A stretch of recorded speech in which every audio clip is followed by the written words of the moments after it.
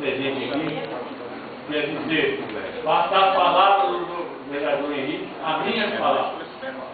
Eu também estou inteiramente de acordo com as palavras que ele disse.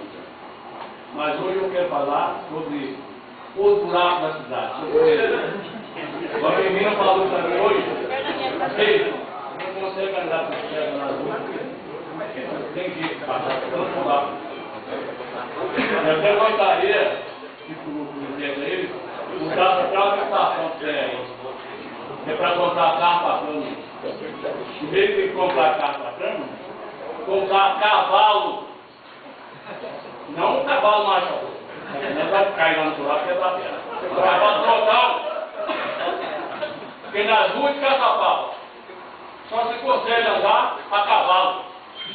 Porque nem de bicicleta, nem de carro, nem de moto você consegue andar mais nem. Eu sempre digo aqui, Caçapava é a cidade dos buracos. Caçapava tem mais buracos nas ruas do que pela pedra na rua. E nós temos um secretário de obras. E nem para tampar buraco nas ruas, certo? O secretário de obras está para quê? Para quê? Só para receber salário? Só para receber salário? Tem na Santa Fazenda. Nossa cidade merece uma manutenção melhor. Eu espero que estou ao ouvido do secretário de obras e ele faça a tampar os buracos da cidade. Porque não é só nas ruas, não. Até no calçadão ali tem buraco. Hoje eu fotografando buraco na frente de fora. O que é isso? Será que as pessoas não andam na rua?